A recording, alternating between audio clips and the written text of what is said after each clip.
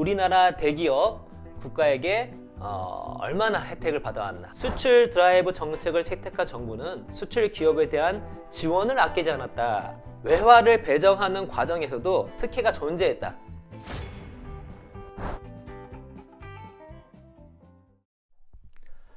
안녕하세요. 뼈있는 아무말 대잔치 고영선 작가입니다. 여러분 반갑습니다.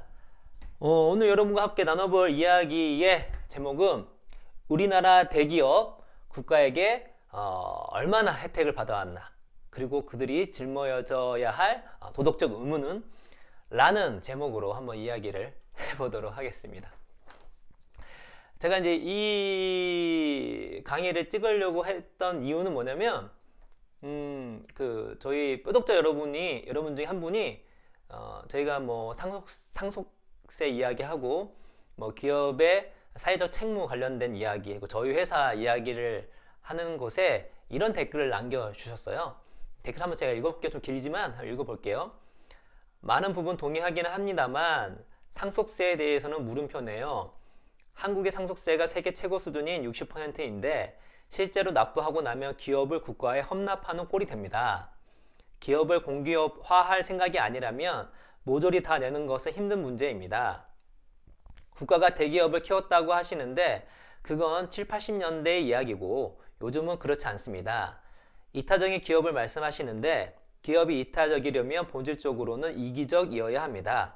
기업이 이타적인 것은 세금을 내므로써 이타적인 것이 아니라 경쟁사와 경쟁을 하여 소비자들을 이롭게 함으로써 이타적인 것입니다. 현진권님이 엮으신 사익론을 읽어보시기 바랍니다. 이 내용을 완전히 이해하려면 또 별도의 공부가 필요합니다. 세금을 많이 내면 많이 낼수록 국가의 권력은 강력해집니다. 국가의 권력이 강력하면 그 국가의 힘의 혜택을 받으려는 하이에나들이 몰려들게 되고 필연적으로 정경유착으로 번지게 됩니다. 경제라는 게임에는 기업들만 있는 것이 아니라 국가라는 플레이어와 사기꾼들이 있습니다. 메타엔진을 키워서 생각해야 합니다. 라는 이제 긴 댓글을 의견을 주셨습니다. 정말 감사하고요. 뭐 여기 벌써 많은 얘기가 담겨 있어요. 근데 이제 제 개인적으로는 전반적인 내용에 저는 다른 의견을 갖고 있거든요. 일단은 뭐 저희가 이제 기업이 이타적이어만 한다라고 말한 적은 없어요. 알죠? 저희는 항상 이기적 이타주의자를 얘기하잖아요. 예. 윈윈윈을 만들자. 그 첫 번째 윈이 내 윈이어야 돼요. 여러분, 비즈니스를 하는데 내가 먼저 이기지 않으면 안 됩니다. 저희는 항상 이기적 이타주의자. 근데 단순히 이제 윈윈, 나와 거래 상대자만 윈이 아니라 우리가 함께 만들어 놓은 어떤 부가가치가 사회 전반적으로도 도움이 되는 윈윈윈을 만들자, 이런 얘기 했고요. 근데 이제 여기서 이제 상속세 얘기가 나오고 또 우리 대기업 얘기가 나오니까 제 생각은 이제 먼저 대기업 얘기를 하고 나중에 기회 되면 상속세 이야기를 해보도록 하겠습니다. 우리나라 대기업이 맞아요. 요즘에는 예전에 비해서는 혜택을 많이 받고 있지 않죠. 받고 있지 않으니까 대기업은 아무런 의무가 없는가? 과연 그런가? 그리고 그들은 얼만큼의 혜택을 받아왔나? 그런 혜택을 받아왔으면서 지금 하고 있는 대기업의 행동들이 과연 정당한가? 라는 것에 대해서 한번 고민해 볼 필요가 있잖아요. 그렇죠? 그래서 되게 좋은 책이 있어요. 좋은 책이 뭐냐면 이 가난한 집 맏아들이라는 책이 있습니다. 유진수 작가님이 쓰셨는데, 이분은 서울대학교 경제학과 졸업하시고 미국 버클리 대학교에서 경제학 박사를 받으신 분입니다. 이 책이 얇지만 되게 우리나라 대기업에 대해서, 더 나아가 우리가 보던 경제 정책이 주는 파급과 그걸 통해서 오는 어떤 사회 플레이어들의 도덕적 책무를 어떻게 바라봐야 될 것인가에 대해서 아주 좋은 인사이트를 주거든요. 이걸 통해서 한번 우리나라 대기업이 먼저 어떤 혜택을 받아왔나 한번 정리를 해보도록 하겠습니다. 여긴 정리가 아주 깔끔하게 잘 되어 있어요. 제가 한번 읊어볼게요. 볼까요? 자, 일단은 우리나라 대기업이 이분은 7, 80년대 도움을 많이 받았다 하잖아요. 실제로 그렇지가 않습니다. 일단은 우리가 광복 이후부터 우리 대기업들은 큰 혜택을 받아왔어요. 그래서 첫 번째 대기업이 어떤 혜택을 받아왔는가? 제가 한번 목록을 쭉 읽어 드릴게요. 자, 첫째, 광복 직후 일제의 귀속 재산을 불하하는 과정에서 정부는 특정 기업에게 커다란 혜택을 주었다. 당시 13개 기업들이 귀속 재산을 불하받았는데 불하를 받은 자체만으로 엄청난 이득이었다. 불하 가격의 10%만 현금으로 내고 나머지는 15년에 걸쳐 지급하는 방식이었기 때문이다. 격심한 인플레이션을 겪고 있던 당시의 이 같은 불하 방식은 재산을 거의 무상으로 제공하는 것과 다르지 않았다라고 얘기하고 있습니다. 예, 그렇죠? 이때 대기업에게 어떤 혜택을 줬냐면 특정 기업들한테 재산을 분할해서 내라고 했는데 여러분 이 당시에 인플레이션이 엄청 심했어요. 뭐 20, 30이 이랬습니다. 자, 인플레이션이 있으면 왜 이득이냐? 돈을 나눠서 내는데. 여러분, 인플레이션이라고 얘기하는 것은 물가가 상승하는 거예요. 그렇죠? 물가가 상승하면 화폐 가치는 어떻게 되죠? 화폐 가치는 떨어집니다. 그렇죠? 우리가 옛날 때 어렸을 때 먹던 짜장면 가격하고 지금 다르잖아요. 그렇죠? 옛날 때 제가 뭐 300원인가 500원에 먹었던 기억도 납니다.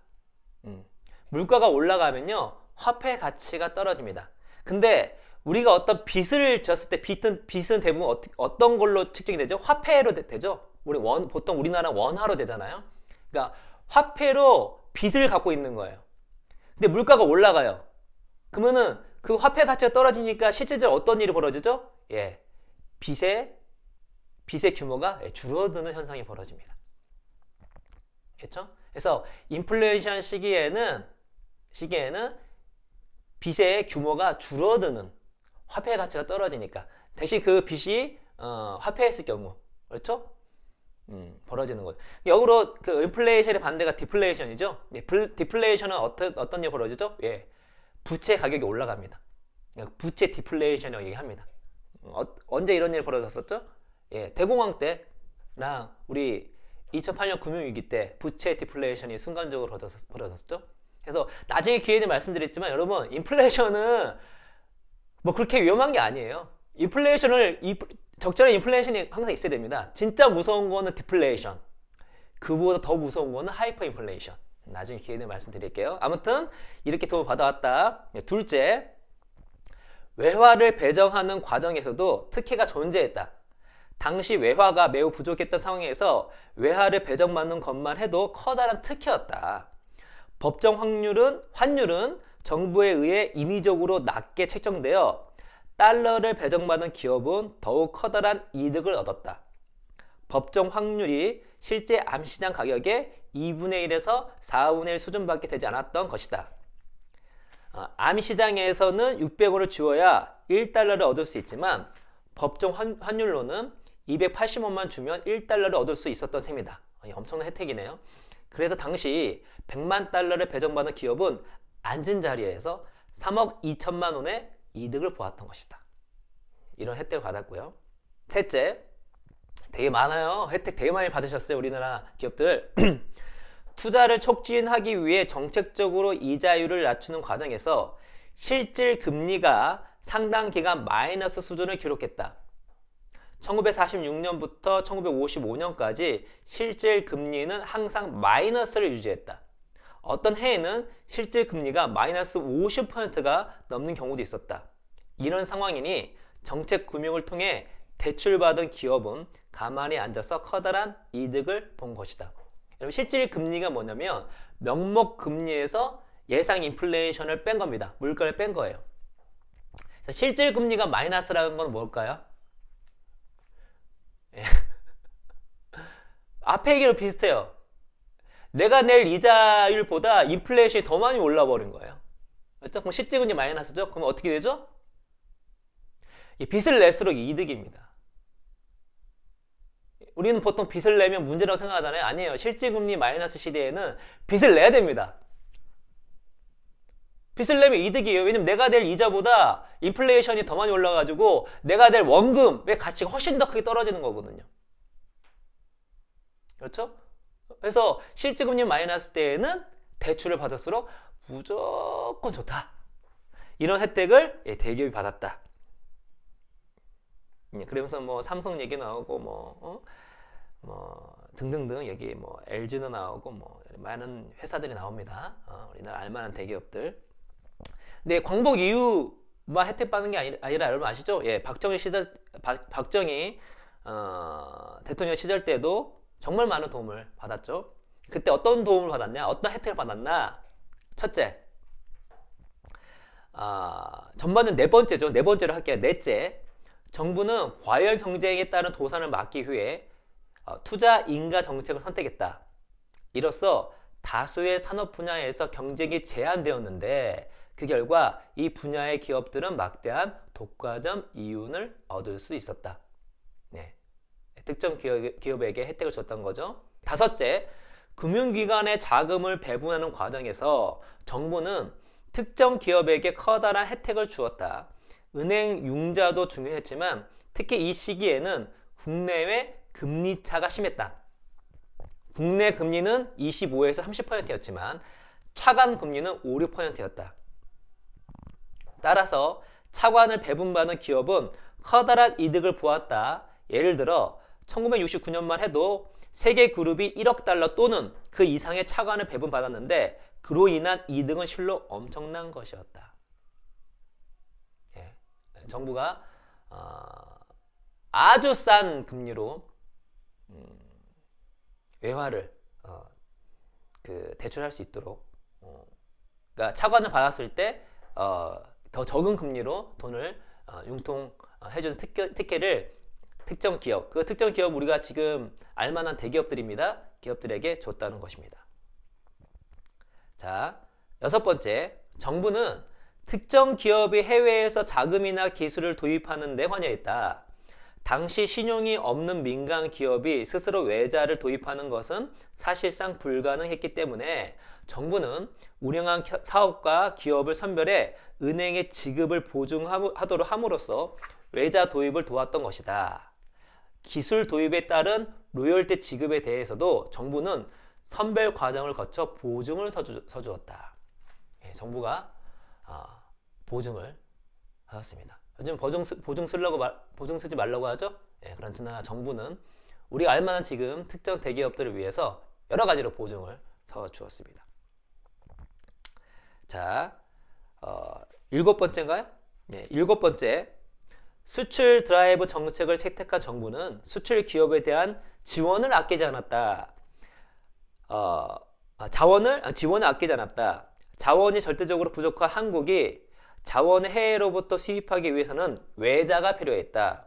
이에 따라 수출 기업들에게는 다양한 세제 감면, 원자재 및 자본 설비에 대한 수입 관세 면제, 특혜 융자 등이 제공되었다. 예, 박정희 시대 때 수출 중공업 중심으로 밀어붙였죠.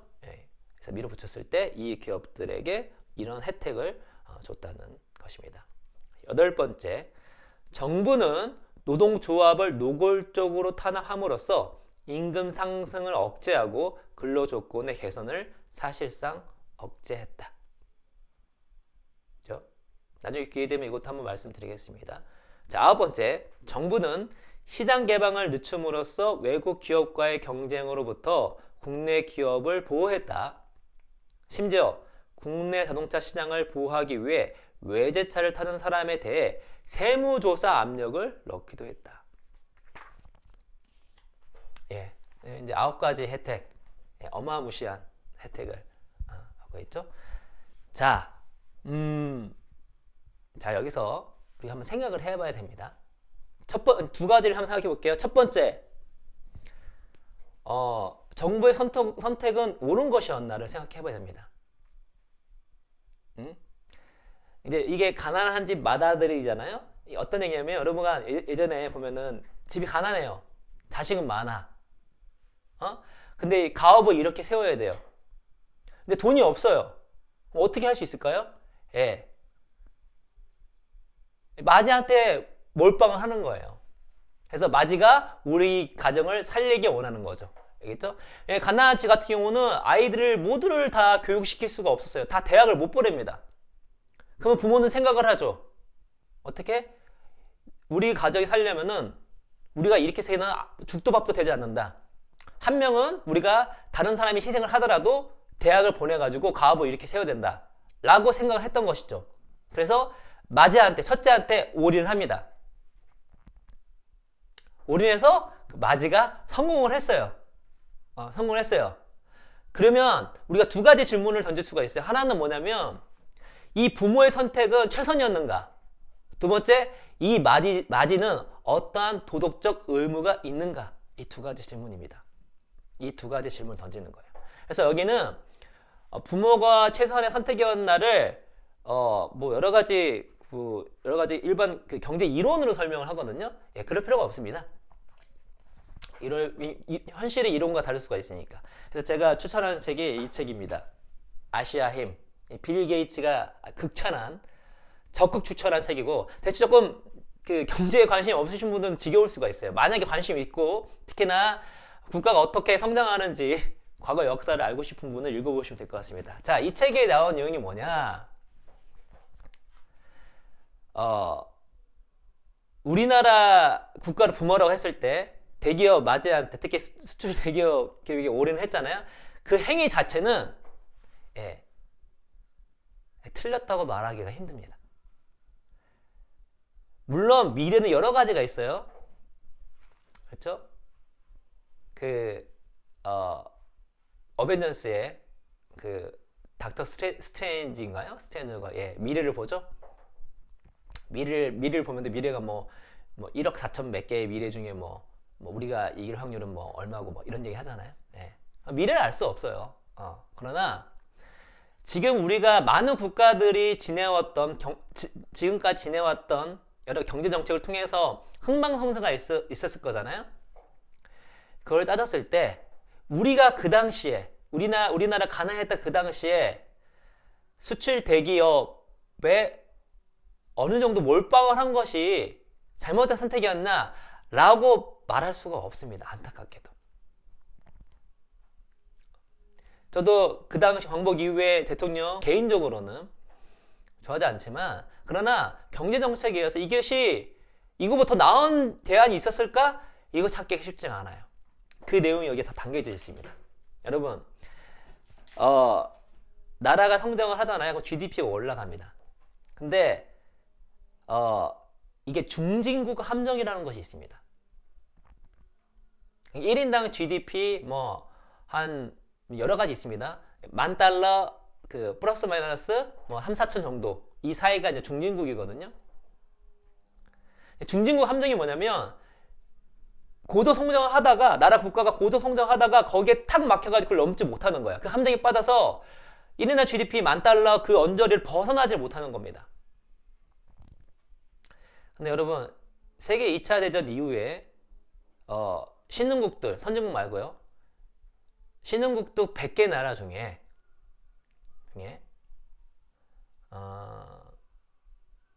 산유국을 제외한 일반 나라 중에 중진국 함정을 벗어난 나라는 전 세계에 100개 중에 3개밖에 안 됩니다. 그 3개 나라가 바로 일본, 대만, 그리고 우리나라입니다. 이 외에는 없습니다. 근데 그것도 디테일 따져보면요, 당연히 이제 일본이 가장 잘 크게 됐고, 그 다음에 우리나라, 대만인데, 일본은 일단 개혁 개방을 우리나라보다 훨씬 일찍 했고, 솔직히 얘기해서 우리나라보다 훨씬 일찍부터 발전한 나라였습니다. 대만이랑 우리나라 비교했는데, 일단 인구가 우리가 거의 배가 많잖아요. 게다가 우리는 한국 전쟁을 겪었습니다. 근데 우리가 훨씬 더 잘 된 거예요. GDP도 훨씬 높고 1인당 GDP도 높죠, 대만보다. 그러니까 솔직히 얘기해서 전 세계 중에 우리나라만큼 경제 성장한 나라가 없습니다. 우리가 헬조선, 분명히 우리 헬조선조소가 많이 있지만 우리나라만큼 제대로 고도 성장한 나라가 없어요. 자, 그거를 비춰봤을 때 분명히 더 잘 될 수도 있었고 더 잘 할 수도 있었죠. 그러나 경제정책만큼은 부모의 선택이 틀리지 않을 확률이 높다라고 얘기할 수 있겠습니다. 그렇죠? 그런데 그래서 지금 그때 더 잘할 수 있었을 거예요. 그러나 우리 객관적으로 비교해보자고요. 실제 우리보다 잘한 나라가 없습니다. 근데 확률적으로 우리가 잘한 거라고 볼 수 있겠죠. 자, 그런데 여러분, 또 하나 이 말씀드리죠. 그러면 지금 대기업이 다 혜택만 받아서 살았는데 그렇지 않죠. 혜택을 받았지만 망한 회사들도 있습니다. 그 기업의 기업가 정신과 그 직원분, 그 조직원의 피나는 노력이 당연히 있었죠. 그걸 부정한 것이 아닙니다. 그러나 우리가 뭘 알아야 되냐면, 한정된 자원을 어느 사람에게 몰빵했을 때, 선택했을 때 어떤 일이 벌어지죠? 여러분, 어떠한 우리가 경제적 선택을 할 때는요, 항상 기회 비용을 생각해야 됩니다. 기회 비용이라고 하는 건 뭐냐면, 내가 이 일을 하지 않았을 때, 내가 어떠한 경제적 선택하지 않았을 때 나에게 올 수 있는 최고의 선택을 얘기하는 거야. 그렇죠? 그런 특정 대기업, 수출 대기업에게 돈을 몰빵했기 때문에 어떤 일이 벌어지죠? 그 돈을 받지 못하는 다수가 생긴 거예요. 그들이 혜택을 받았고 나머지는 중립이 아니라요. 자원이 없었기 때문에 그 자원을 특정 사람에게 몰빵했을 때 다른 그 혜택을 못 받은 사람들은 어떤 일이 벌어지죠? 예, 희생을 해야 됩니다. 희생이 된 거예요. 왜냐면 가난한 집이었거든요. 우리나라는. 가난한 집에 맏아들한테 몰빵을 했습니다. 그러면 둘째, 셋째, 넷째, 다섯째 어떻게 하죠? 대학을 못 갑니다. 우리 막내는 공부도 열심히 하고 공부도 잘할 것 같고 할 수 있는데 어떻게 해요? 집안이 안 받쳐주는 거예요. 집에 있는 모든 돈을 다 첫째한테 몰빵을 했어요. 네, 희생이 있고 피해를 본 것입니다. 자, 이런 상태에서 만약에 마지가 성공을 했어요. 마지는 어떻게 해야 될까요? 여기는 여러 가지 그 대학의 경매 방식을 통해서 그 혼자 대학을 보낸 다음에 그 첫째가 약 50억의 자산을 벌었을 때 이제 이분은 전 경제학자가 아니니까 이분의 계산에 의하면 한 27억 정도를 부모에게 줘야 된다, 이런 얘기가 나옵니다. 그러니까 가정에 27억을 환원해야 된다. 그러니까 예를 들어서 퉁쳐서 얻은 자산의 약 50%를 이렇게 희생을 해야 된다, 이런 얘기가 나옵니다. 그렇죠? 여러분, 우리나라 그 1조 원 이상 대기업 사회 환원, 예, 그 단기 순이익의 2, 3% 정도밖에 되지 않습니다. 2, 3%. 게다가 우리나라 대기업이 물론 뭐 잘한 것도 있죠. 있지만 최근에 1년에 우리가 사건들을 통해서, 상황들을 통해서, 여러 불법 사례들을 통해서 우리나라 대기업이 과연 제가 읊었던 9가지의 혜택에 받은 사람으로서, 받은 존재로서, 받은 그 기업으로서, 그 받은 혜택은 누군가의 희생을 통해서 얻은 겁니다. 그 희생을 통해서 얻은 혜택을 받고 성장한 그들이 과연 그에 걸맞는 도덕적 의무를 지하고 있냐? 저는 퀘션 마크입니다. 그래서 과거에 이런 혜택을 받았기 때문에 지금 괜찮다 말할 수 있는 것인가? 저는 아니라고 생각하고 있습니다. 이거는 철학이죠? 그렇죠. 이거는 누가 옳은 건 아닙니다. 제가 옳다고 말씀드린 거 아니에요. 이거는 사회 정의에 대한 해석입니다. 그러나 기본적인 사람 도리를 보더라도 이 공동체가 건강하게 돌아가는 정의의 입각에 봤을 때 가난한 집 맏아들로 몰빵을 받아 성공을 했으면 그에 걸맞는 도덕적 의미는 작지 않다고 합니다. 만약에 이 가난한 집 맏아들이 집안에 몰빵을 받아서 성공을 했는데 가정을 돌보지 않고 형제들을 천대한다면 저는 이 맏아들을 욕할 것입니다. 7, 80년대 혜택 받아 지금 아닙니다 라고 말할 수 있을까? 아니라는 것이죠. 저는 당연히 지금 대기업이 지금보다 몇 배 이상의 사회 환원과 노블리스 오블리주를 노블리스 오블리주를 실천해야 된다고 주장하고 싶습니다. 이 책은요, 강남 얘기도 나와요. 여러분, 우리나라 강남을 개발했는데, 그래서 강남 땅값이 많이 올랐고, 그래서 강남에 부자들이 많이 나왔죠? 그죠? 근데 이거는요, 정부가 의도적으로 강북을 배제를 하고, 강북을 희생시키고 강남을 채워놓은 거예요. 학교도 옮기고, 중요 시설도 다 옮기고. 그러니까 우리가 어떤 선택을 하면 거기에 기회비용이라는 거 있습니다. 기회비용이라는 것이. 근데 국가는 국민의 세금으로 이루어지기 때문에 그 기회비용을 생각해서 어떤 국가의 경제적 선택이, 경제 정책이 성공했을 경우에 그 경제 정책을 통해서 희생 본 사람들이 있다면 그 사람들을 도와주는, 생각하는 그런 후속 정책까지 또 크게 바라볼 수 있는 눈이 필요합니다. 그러나 솔직히 그렇게 지낼 수가 없었죠. 또 그러기에는 우리가 너무 빨리 발전을 해왔고 그런 철학을 갖기에는 우리가 너무나 기본이 부족했고, 그러나 이제는 좀 생각해야 되지 않을까요? 라는 생각이 있습니다. 또 하나, 저도 기업을 하지만 기업을 할 때 정부 혜택을 좀 받습니다. 기본적으로 정부 혜택을 받아요. 스타트업 같은 경우는요. 제가 체인지그룹 사회적 기업에서 또 혜택을 받고요. 그 혜택을 뭘로 받죠? 예! 세금을 받습니다. 국가 세금으로 받고 있는 거예요. 그러니까 기업은 혼자 클 수가 없어요. 태생적으로 국가를 테두리에서 클 수밖에 없습니다. 당연히 국가 입장에서는 기업을 잘 키워서 고용 창출하고 부가가치 창출하는 것이 도움이 되는 거니까. 그러면 이런 과거에 혜택을 받은 대기업적으로 아니야 하더라도 기업의 사회적 책무는 당연히 있는 것이죠. 당연히 일자리를 창출하고, 맞습니다. 부가 내는 상품이 이 세상을 이롭게 하는 것도 중요하지만 더 나아가서 처음에 액면가에 아무것도 없었을 때 도움받았던 여러 가지 혜택들을 이 사회에 환원하는 것이 이 공동체적 입장에서 훨씬 마땅한 것이 아닌가라는 생각이 듭니다. 그래서 우리나라 대기업들은 정말 많은 혜택을 받아왔고, 그러나 그 정부가 그 대기업에 혜택을 줬던 것들이 역사적으로 봤을 때 완전히 잘못됐다 라고 말할 수는 없을 테지만 오히려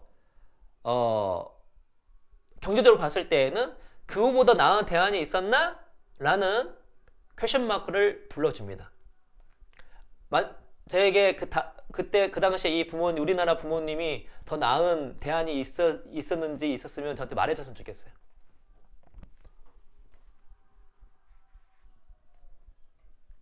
그 정권자리 했던 여러 가지 정치 행위들은 개인적으로 너무 혐오스럽지만, 그러나 수출 대기업, 중공업 중심의 수출 드라이브가 틀렸냐? 라고 저는 말할 수 없을 것 같습니다. 더 나은 대안이 있었을지, 더 나은 대안으로 성공한 나라가 있었으면 저한테 알려줬으면 좋겠어요. 예. 제가 지금까지 공부한 바는 없습니다. 그런데 그들이 혜택을 받았을 때 혜택이 그냥 혜택이 아니라는 게 중요한 거죠.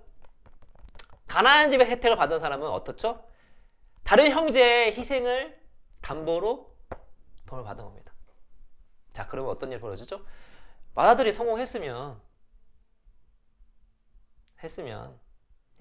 가정을 돌봐야죠.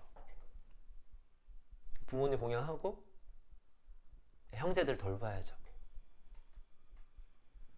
그것이 정의 아니겠습니까? 정의. 그래서 지금이라도 그랬으면 좋겠다는 생각을 합니다. 오늘 이야기는 이것으로 마치겠고요. 다음에 다음 영상 아니고 다음에 기회 되면 상속세와 기업 등등에 대해서 이야기를 해보도록 하겠습니다. 오늘 이야기는 이것으로서 마치도록 하겠습니다. 여러분 감사합니다.